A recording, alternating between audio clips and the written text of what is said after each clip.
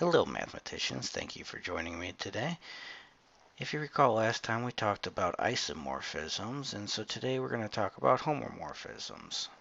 So if you recall the last time what we had was that a homomorphism is a mapping from a group to a group which respects the operation. The distinction here between an isomorphism and a homomorphism was that, well, an isomorphism was also one-to-one and onto, whereas a homomorphism didn't need to be one-to-one and onto.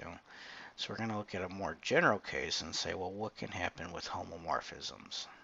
So if I have phi from G to H is a homomorphism, what I'm going to say is that the kernel of phi, which is denoted the kernel of phi, is just a set of all the things in G which get mapped to the identity in H. So if phi of A is the identity on H, then it is in the kernel. And so that's going to be precisely the set consisting of things that get mapped to the identity of H. All right, with that in mind, what we're going to do is let's suppose that we map the integers to the integers mod n, where every x is just mapped to x mod n. What I want to do is I want to find the kernel of phi.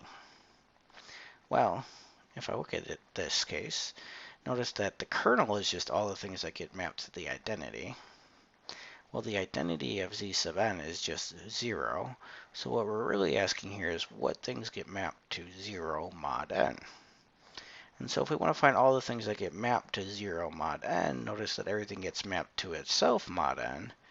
So anything that gets mapped to 0 mod n would be all the things that were congruent to 0 mod n. Therefore, the kernel of phi is just going to consist of all of the integers that are congruent to 0 mod n, or that is, all of the multiples of n. Now, if we think about that last case, what we had was the multiples of n were the kernel of phi. And so what we're going to have in general is that, well, the kernel of phi is going to be a subgroup of G.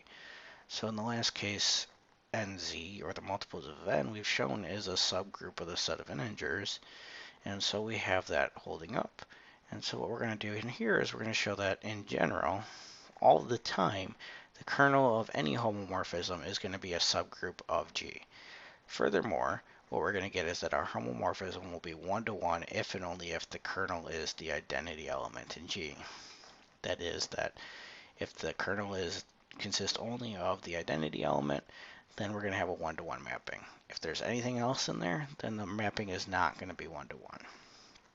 So this will give us a nice way to check whether or not a mapping is one-to-one, because we don't actually have to go through and prove the whole thing where if alpha of x1 is equal to alpha of x2, then x1 is equal to x2. We just have to find the kernel of the mapping and show that it consists only of the identity element.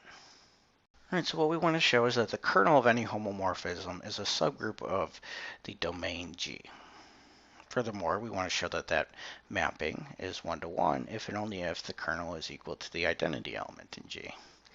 So what we need to do is we need to say, well, we can use our subgroup test to say, let A and B be in the kernel of theta. What we want to show is that then AB inverse is in the kernel of theta. So we're going to take A and B, which are going to be elements of G, and they're also going to be in the kernel of theta. And we want to show AB inverse is in the kernel of theta. Well, what does this mean? Well, we're in the kernel of theta if theta of A is equal to theta of B is equal to the identity on the image. So these things both get mapped to the identity E sub H. And what I want to show is that theta of AB inverse is also equal to the identity on H. So I get to assume that A gets mapped to the identity, B gets mapped to the identity, and I have to show AB inverse gets mapped to the identity on H. All right, so if I start with theta of A times B inverse, what I'm going to get is, well, theta is a homomorphism, so this is theta of A times theta of B inverse. Now, if we use our homomorphism properties, we'll remember as well, first off, this is the identity on H, but also the image of an inverse is the inverse of an image, so this becomes theta of B inverse. Well, that's going to be the identity on H times, well, the image of B is the identity of H inverse, but the inverse of the identity is just the identity times the identity is the identity. So what we get is theta of AB inverse is indeed the identity on H. Hence, AB inverse is in the kernel of theta. Therefore, we're closed under here. Now, the only thing we had left to show is that we should also show that the kernel of theta is non-empty. But we know that theta of E sub G is equal to A sub H, because we proved that when we're talking about isomorphisms. So therefore, it's non-empty because the identity has to get mapped to the identity. It is then closed. If I take A times B inverse, I end up back in that set. So by my subgroup test, the kernel of theta is indeed a subgroup of G. So now we have to show that phi is 1-to-1 if and only if the kernel consists only of the identity element. So to start off with, I'm going to show if it is 1-to-1, then I'm going to show that the kernel has to be equal to just the identity element. Well, sorry, the identity on G. Well, what we already know is we know that any homomorphism will map the identity on G to the identity on H. Therefore, the identity on G is in the kernel of phi. Now, if anything else was in here, let's say X is in the kernel of theta, or phi, what we would end up with is that phi of X is equal to the identity on H. But that's equal to phi of the identity on G. And since phi is 1-to-1, we get that X has to be equal to E of G. Therefore, the only thing that can be in the kernel is indeed the identity on G. Now, on the other hand, let's suppose that the kernel of phi is only the identity element, and we want to show that we're 1-to-1. Well, what that means is we want to suppose that phi of A is equal to phi of B. We have to show then that A is equal to B. So, if phi of A is equal to phi of B, then what I would get is that phi of A times phi of A inverse is equal to phi of B times phi of A inverse. Notice that phi of A inverse is going to be something in there. So if I multiply on the right, I maintain the equality. So since these two are equal, these two are equal. So what I get is that phi of A inverse is equal to phi of B A inverse. But I know that this is phi of the identity on G, which is just the identity on H. Therefore, phi of this element is the identity on H. Therefore, BA inverse is in the kernel of phi. Therefore, BA inverse is to be equal to the identity on G because that's the only thing on the kernel. All right. Well, if I multiply both sides by A, what I get is just B is equal to the identity on G times A. So B is equal to A.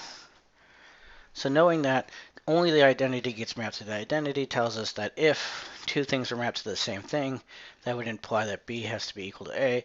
So if the kernel consists only of the identity element, the entire thing has to be 1-to-1. And so now also related to homomorphisms, we're going to be talking about normal subgroups. And so we've talked a lot about subgroups, and we're going to say a normal subgroup is a subgroup which satisfies that for any G and G, G and G inverse is N for an all N and N. So if N is a normal subgroup of G, we write N is, and we'll use that little triangle there, G, to say it's a normal subgroup.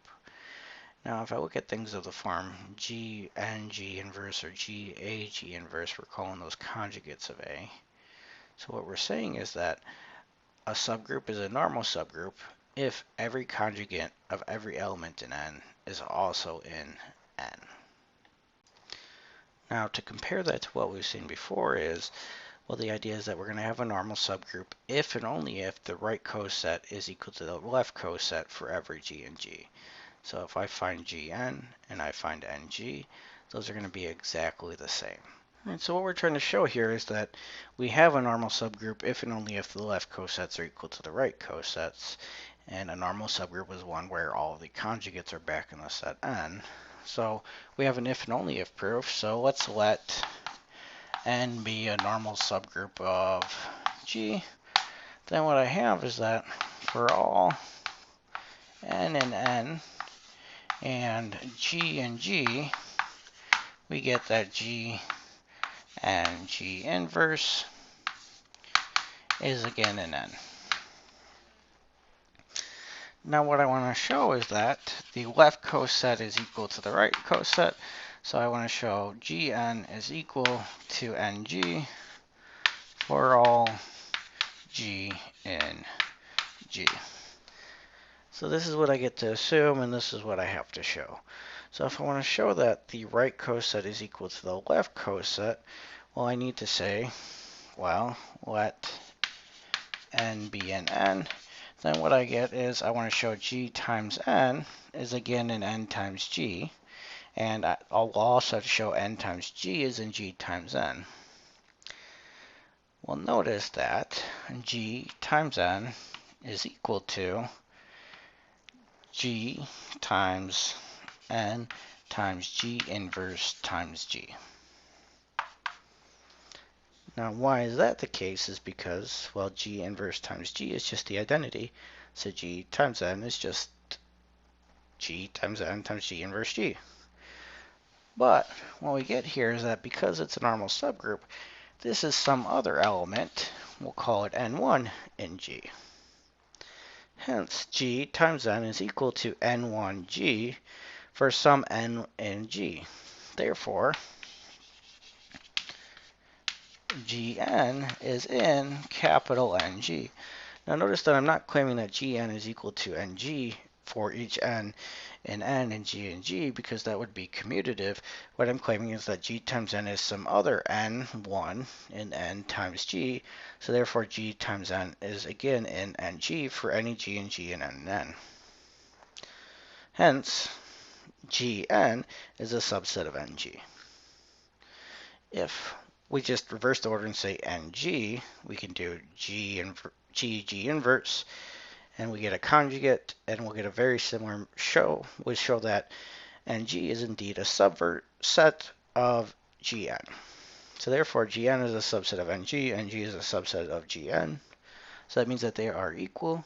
So if we have a normal subgroup, then the left cosets must be equal to the right cosets. Alright, so for the other direction, what we want to show is that if gn is equal to ng, then n is a normal subgroup. That is that g and g inverse is equal to n, or that is that g and g inverse is an element of n for all n in n and g and g. So I get to assume that gn is equal to ng, and I have to show that g and g inverse is an n for all n and n in all g and g.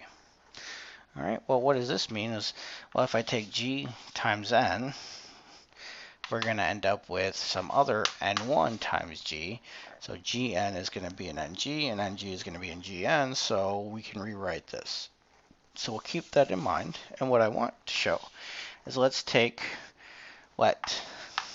n be in n, and g in g, then we're going to take g and g inverse, and we want to show that's back in n. Well, notice that gn is equal to n1g for some n1 in n, since gn is equal to ng.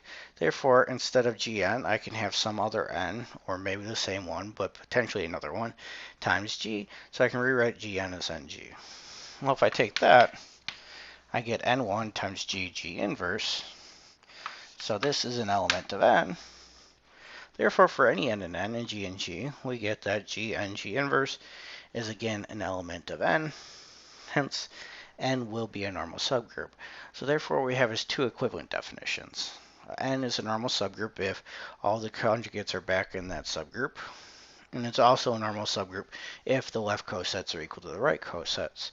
So if we're trying to show that something is a normal subgroup, we can use either one of those definitions. Note that if we have an abelian group, well then every subgroup is a normal subgroup. And so note that that's going to be true because G times the things in N, well if I take anything in N, G times anything in N is just N times G. So if Gn is in the left coset, then Ng is equal to Gn, so it's in the right coset. And by the opposite argument, we get that, well, Gn has to be equal to Ng. Therefore, every subgroup of an abelian group will have to be a normal subgroup. Now let's go ahead and actually just find some of these things. So what I want to do is find all the normal subgroups of S3. And so we're working with S3 because we've worked with it a lot before. We've found the subgroups. We've actually found the cosets before. And so if you want to go back over that, notice that that was in the video where we reviewed for the exam. So we could say, okay, well, what are all the subgroups? What are all the cosets of those subgroups? And if we compare them all, we can determine which ones are normal. The first subgroup of S3 we found was the group generated by the identity element. So that is just consisting of the identity element. Now notice that if we take anything in S3 and we multiply by the identity element, we just get the thing I started with. So x times the group generated by 1 is equal to the group generated by 1 times x is just the set consisting of x. So that's true for everything in S3. So all left and right cosets are the same, which are just exactly that one element. And so what we see here is that the group generated by the identity, which consists only of the identity, is indeed a normal subgroup. Now, on the other hand, if I look at the group generated by 1, 2, 3, I do have more work to do. And instead of making you watch me fumble through this, I was just going to leave this up here because we have done this before. And so if we find the left coset with 1 times the group generated by 1, 2, 3, or 1, 2, 3 times that group, or 1, 3, 2 times that group, if we find 1, 2, 3 times 1, or the group generated by 1, 2, 3 times 1, 2, 3, and so if we take those on the left or on the right, in every case we just end up with a set consisting of the identity mapping. The permutation 1 goes to 2 goes to 3, and the permutation 1 goes to 3 goes to 2. On the other hand, if we use any of the other elements of the group, such as 1, 2, 1, 3, or 2, 3, on the left or on the right, what we end up with is the set consisting of those elements. So 1, 2, 1, 3, 2, 3. So what we get is that the left cosets are equal to the right cosets, and that's true for all elements in S3. Therefore, the group generated by 1, 2, 3 would be a normal subgroup of S3. Now, if we look at the group generated by 1, 2, we note that, well, if you take 1, 2, 3 times the group generated by 1, 2, which consists of the identity mapping and the permutation 1, 2, well, what we get is when we have the 1, 2, 3 on the left, we get 1, 2, 3, and 1, 3, whereas if we take 1, 2, 3 on the right, we get 1, 2, 3 when it's composed with the identity, and 1, 2, 1, 2, 3 is just 2, 3. So notice that the left coset is not equal to the right coset because they don't have the same elements. Because I was able to find one element in G such that the left coset is not equal to the right coset, that means that the group generated by 1, 2 is not a normal subgroup of S3.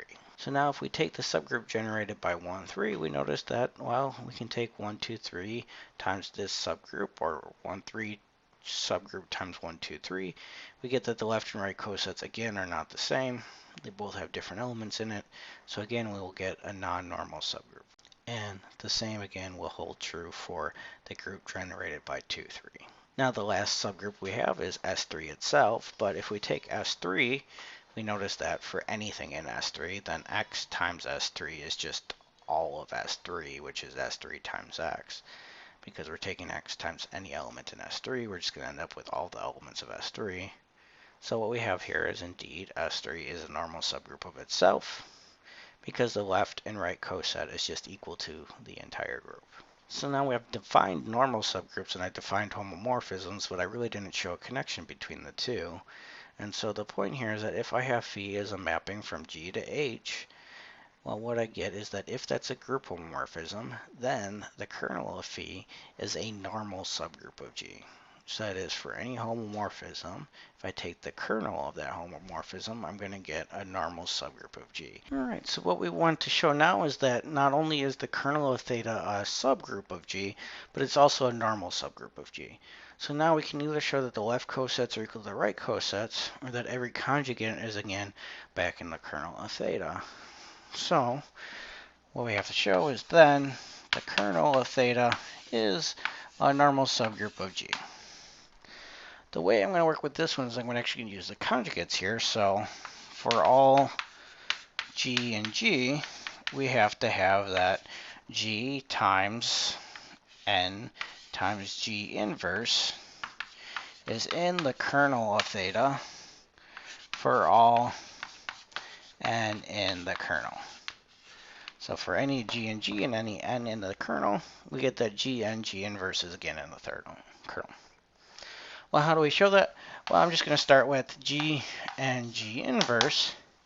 And what does it mean to be in the kernel is we have to show that theta of G and G inverse is equal to the identity on the image. So what I get is theta of G and G inverse is, well, since it's a homomorphism, we get theta of G, theta of N, theta of G inverse. Now notice that theta of N is just the identity on H. So what we get is theta of G times the identity times theta of G inverse. So we just get theta of G times theta of G inverse, because the identity times anything is the anything. Well, again, because theta is a homomorphism, we get theta of G times G inverse. But G times G inverse is just the identity on G.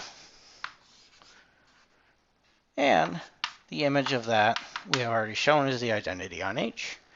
So what we get is for all G and G and N and N, theta of G and G inverse is indeed the identity on H. Therefore, G and G inverse is in the kernel of theta.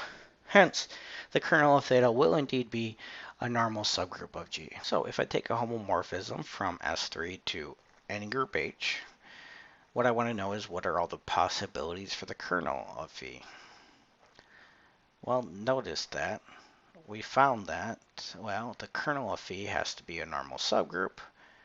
Therefore, we just have to find all the number of subgroups, which we did earlier.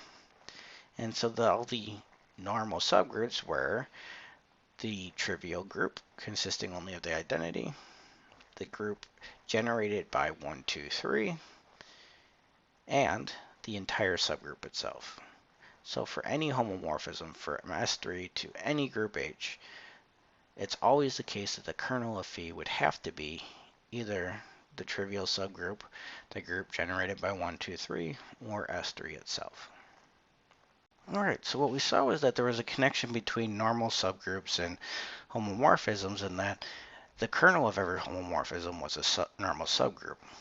However, what we're going to do here is we're going to try to go in the other direction to show that for every normal subgroup we can find a homomorphism. Part of that process, what we're going to have is if N is a normal subgroup for G, we're going to denote by G over N, or the quotient group of G by N. We're going to have, that's going to be all the right cosets of N and G. Notice that because it's a normal subgroup, the right cosets are also equal to the left cosets. So we could use either one, but here we're going to use right cosets. And so what I have is NA times NB is going to be equal to N times AB. So the right coset of A times the right coset of B is the right coset of A times B. Then what we claim is that the quotient group of G over N is going to be a group.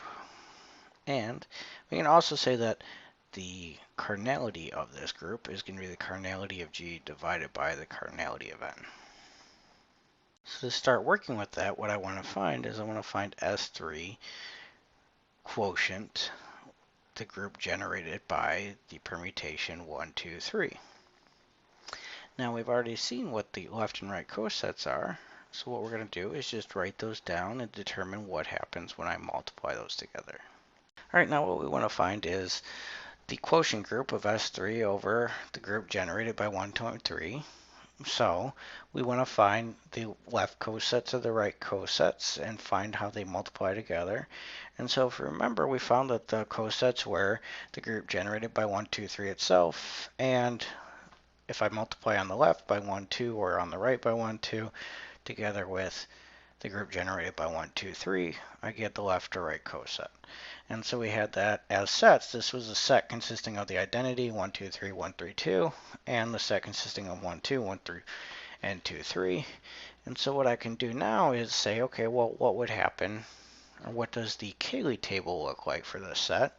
So if I want to find the Cayley table, I'm going to denote each of the elements. Now this is one element. Now generally what you would do is just pick an arbitrary element from here and say the right coset by 1, we're just going to represent, say, as 1. And the right coset by 1, 2 is going to be, we'll just denote by 1, 2. So as I'm writing this, what I really mean is my normal subgroup n times 1, my normal subgroup times 1, 2. But for notation's sake, a lot of times it's easier just to write a representative element. Same way, I'm going to take 1 and 1, 2 here, which I really mean n1, n1, 2. But again, I'm going to leave it like that. And so when I compose these, I want to think about what does that look like. Well, if I take anything in here on the right and anything on here on the left, I'm taking really 1, 2, 3 times 1, 3, 2, or 1 times 1. But what I end up with is 1 times 1, 2, 3 times 1, 3, 2 in any order is going to be something in this set. So we just get something back in the right coset corresponding to the identity element. Again, if I take anything in here and compose it with anything in here, what I end up with is something in here. So I would say 1 composed with 1, 2 is going to be the right coset corresponding to 1, 2. If I do that on the left, I'm going to get 1, 2. And now if I take something in here, like 1, 2 composed with 1, 3, I'm going to end up with something in here. So if I compose these, I'm going to end up with, okay, well, 2 of these ends up back in here. So 2 of these composed together end up in here. 1 of these and 1 of these ends up in here in either direction. And 2 of these together end up back in here. And so this would be our Cayley table for S3 modulo the group generated by 1, 2, 3. And if you'd like to take it a step further, you can say this is isomorphic to, and in fact, because we have 2 elements here, this is going to be isomorphic to Z2. So we could also think about things like that. As another example, what I want to do is take Z12 cross Z4 quotient, the group generated by 3 within Z12, Cartesian product, the group generated by 2, and Z4. And so what we're going to have to do here is first find the group generated by 3 times the group generated by 2 within Z12 cross Z4. And then we're going to have to find the cosets. And then we're going to have to determine what the products of those cosets will look like. Now we want to find Z12 cross Z4 modulo the group generated by 3 cross the group generated by 2. So if I just take Z12 cross Z4, what I'm going to end up with is a set that looks like A, comma B, such that A is in Z12 and B is in Z4. And so I could think about, well, there are going to be 48 elements because there's 12 by 4. So 12 times 4 is 48 total ordered pairs. So that's where I would start with. That's what that looks like. Now I need to find the group generated by 3 in Z12 is going to be the set consisting of 3. 3 plus 3 is 6, plus 3 is 9, plus 3 is 0, and then we repeat. So within Z12, the group generated by 3 is 0, 3, 6, 9. The group generated by 2 is, within Z4 anyway, is 2. 2 plus 2 is 0. So we get the group generated by 3 cross the group generated by 2 is the set consisting of ordered pairs A, B, such that A is in 0, 3, 6, 9, and B is in 0, 2. So notice here we're going to have 8 elements. And so if we think about this module of the group generated by 3 cross the group generated by 2, well, I have 48 elements here. I have 8 elements here. So if I take the module, it should be 48 divided by 8, as I should get 6 distinct right cosets. In order to find the cosets, what I'm going to do is take my subgroup and add in arbitrary elements of my group. So the first thing I added was 0, 0, and we know that, well, if I take any element of the form, something in here, cross something in here, and I add 0, 0, I just get what I started with. Now, if I'm going to add, say, 0, 1, what I'm going to get is, well, the first entry is just going to be the 0, 3, 6, 9 like I had before. And so those are all the things that are congruent to 0 mod 3. Whereas the second entry is going to be either 1 or 3. That is, the things that are congruent to 1 mod 2. And so as I add this in, I notice that, okay, I get things that are congruent to 0 mod 3 and 1 mod 2. Here, if I add in 1, 0, I'm going to get the first element is equivalent to 1 mod 3, whereas the second entry is congruent to 0 mod 2. Now here I get 1 mod 3, 1 mod 2, 2 mod 3, 0 mod 2, 2 mod 3, 1 mod 2.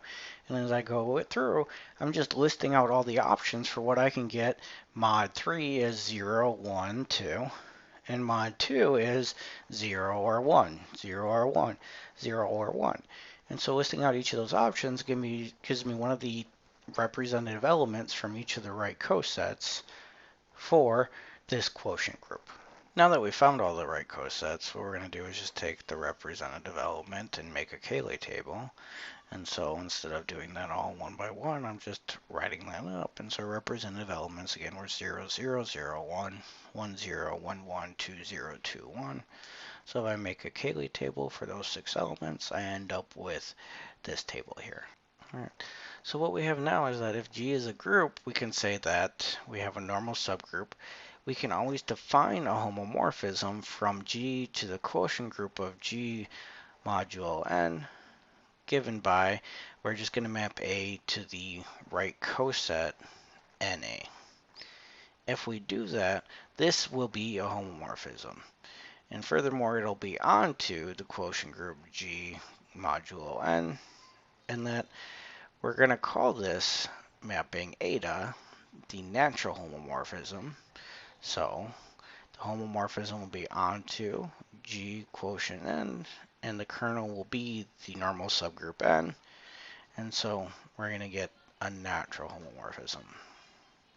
And so pictorially what the fundamental homomorphism theorem says is that if we have a group G and we have any homomorphism to some group H, and we're going to assume that it's onto, so that is H is equal to theta of G.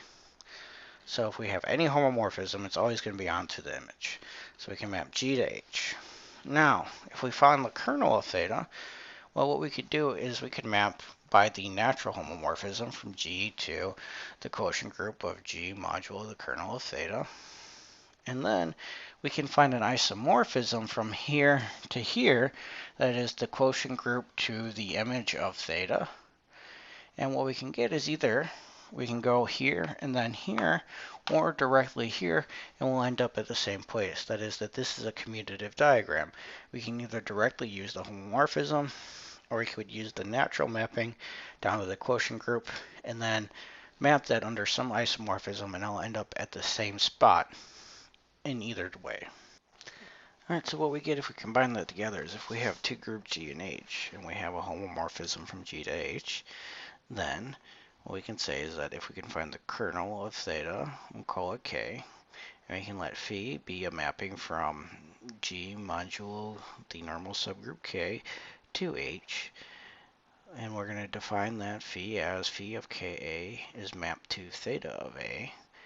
Then what I get is phi is an isomorphism. Furthermore, if theta is not onto, we can replace h with theta of g. So that is, if we could do this whole thing over again, we get theta from g to theta of g is a onto homomorphism, and we can find the kernel of theta. Then we always get that g modulo of that kernel is going to be isomorphic to theta of g.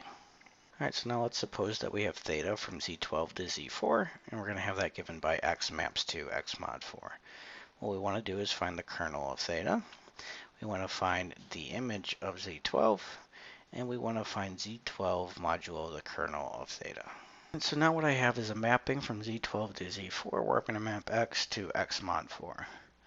So what I'm going to want to do is, based on this data, can I find the kernel of theta? Can I find the quotient group of z12 over this kernel? And can I find the image of z12 under theta? So as I start that, I just want to think about, well, what is the kernel of theta? Is the set of all x such that theta of x is equal to 0. Well, or the identity. In this case, the identity is 0 mod 4. So what things get mapped to 0 mod 4 are, well, since x is mapped to x mod 4, it would be all the things that are already congruent to 0 mod 4. So in Z12, that would be, well, the kernel of theta is equal to 0, 4, and 8. Because 0 is congruent to 0 mod 4, 4 is congruent to 0 mod 4, and 8 is congruent to 0 mod 4. Now, if we find the image of theta, notice that the image of theta, so theta of z sub 12, is going to be all the things we get mapped to. Well, notice that we do map to 0 within z4. 1 is in z12, so 1 gets mapped to 1 mod 4, so we get mapped to 1. We get mapped to 2, and we get mapped to 3. So actually, the image of z12 is indeed equal to z4. So this is an onto mapping. So what I should get is that z12 modulo the kernel of theta should be isomorphic to z4, because that's what we just said was our fundamental homomorphism theorem. So if I find z12 modulo the kernel of theta, what I'm going to get is all of the right cosets. Well, one coset is going to be 0, 4, 8. That is the kernel itself. Then I'm going to take any other element in Z12, let's say 1, and add it. So if I add 1, I get 1, 5, 9. If I add 2, I get 2, 6, 10. If I add 3, I get 3, 7, 11. Now if I add 4, I get 4, 8, 0, so I'm back in the set. If I add 5, well, I get 1, 5, 9. 6 is 2, 6, 10. And so if I continue through all the other elements, I get one of these cosets. So what I get is I have 4 cosets, 0, 4, 8, 1, 5, 9, 2, 6, 10, and 3, 7, 11. So notice that if I take a representative from each of these sets, I can pick 0, 1, 2, and 3. And again, 0 plus 0 is 0, plus 1 is 1, and 2 is 2, and 3, and 1 plus 2 is 3.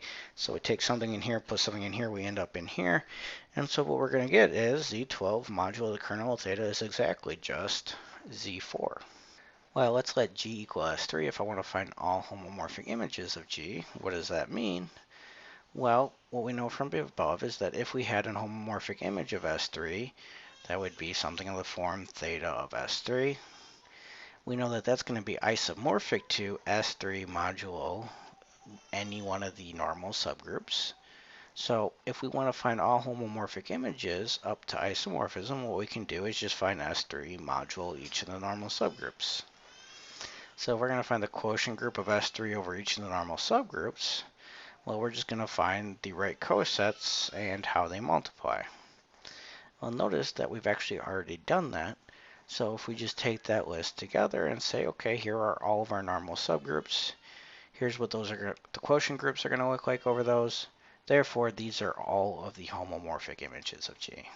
So to recap what we did today is that we looked at homomorphisms. So as opposed to an isomorphism, a homomorphism doesn't have to be one-to-one and onto. But what we saw was that, well, if we take homomorphisms, we can do things like finding the image, and we noticed that we can also find the kernel. The kernel is always going to be a normal subgroup, so we have this relationship between homomorphisms and normal subgroups.